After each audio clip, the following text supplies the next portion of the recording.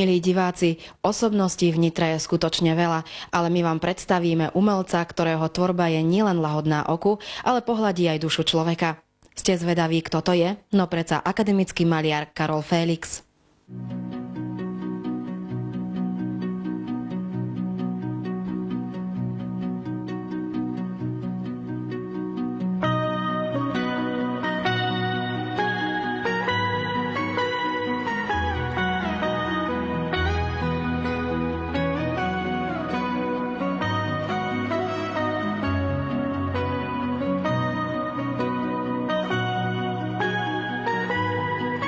Človek niečomu inklinuje od mladá. Ja som mal to šťastie, môžem povedať, že moja mama učí dejiny umenia. To znamená, že som vyrastal v rodine, kde na jednej strane otec športovec, aktívny, výborný, a mama učila dejiny umenia, sama malovala. To znamená, že vyrastal som medzi farbičkami, medzi knihami z dejín umenia.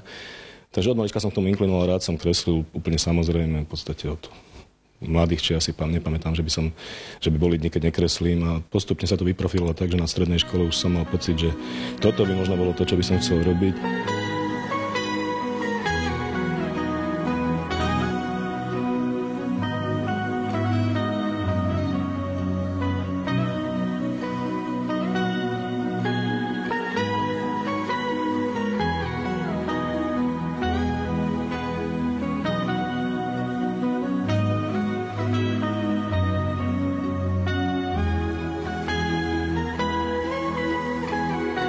Tie moje témy sa postupne vyvíjajú. Tie prvé boli ešte také naratívne, s figúrami ľudskými, mierne možno ešte pod vplyvom tej imaginatívnej školy. Neskôr sa to vracalo k takým abstraktnejším témam, znakom, k starým kultúram, k problému svetla v grafike. No a malba zase je taká reakcia na grafiku a na známkovú tvorbu, pretože to sú väčšinou formátovo menšie veci, to znamená nie veľké práce, a človek má potom chuť sa vyjadriť aj v nejakej väčšej ploche a možno viac gestuálne, viac bez detailu alebo rýchlejšie, pretože grafika napríklad, alebo aspoň grafika, ktorú ja robím, je dosť pracná a nedajú sa tam zrobiť chyby. To znamená, že musíte si najprv vymyslieť kompozíciu, premyslieť ju a potom to realizujete po tej medenej doske.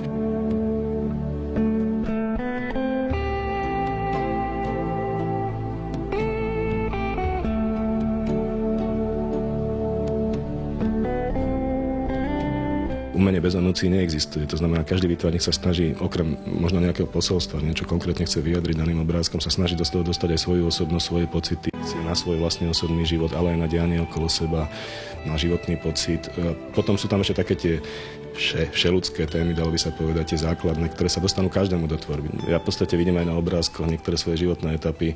Je zaujímavé, keď si človek pozrie moju grafickú tvorbu, tak do toho 89. nechcem do toho ťahať politiku, bola taká pochmurnejšia, možno s takými závažnejšími témami o medziľudskom konaní a vzťahoch a napätí.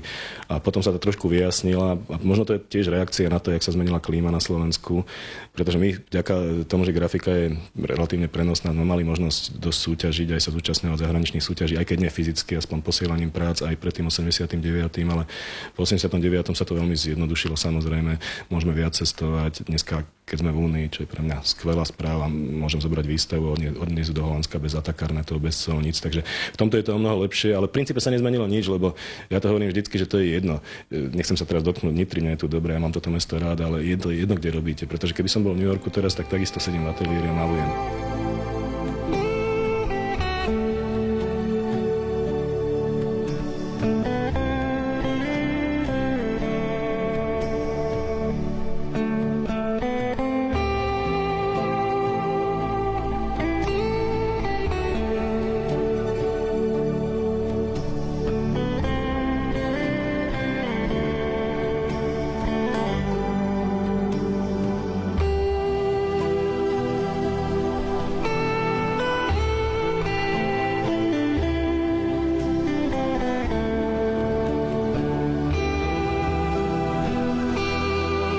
V známkovej tvorbe je to vždycky tímová práca, pretože najprv vám musí nejaká komisia povedať, že čo by asi chceli, vy sa s tým musíte stotožniť, potom to prechádza cez komisie, kde to musia zhodnotiť, pretože to cenina, to znamená to, čo som bežne ani zvyknutý, že ľudia to hodnotia.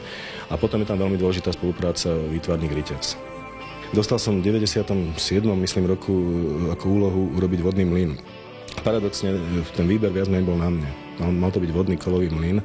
A ja som si vybral možno, že aj trošku z pragmatických dôvodov Jelku, to je nedaleko Senca.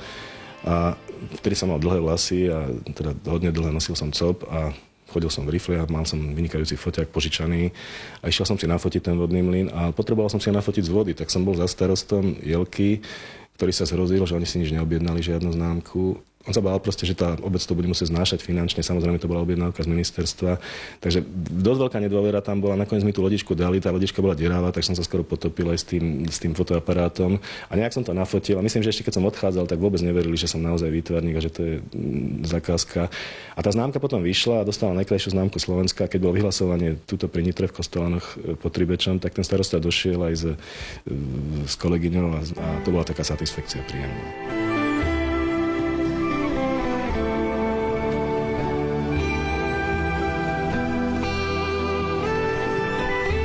Za dlhoročnú tvorbu získal akademický maliar Karol Félix veľa domácich i zahraničných ocenení. Jednou z posledných bola aj cena osobnosti mesta Nitra za rok 2004 od primátora Ferdinanda Víteka. Keď nejaké to ocenenie príde, je to dobre, pretože je to takéto potlapkanie po pleci, že idete asi správnym smerom, že niekto na to reaguje, že má to nejakú spätnú väzbu.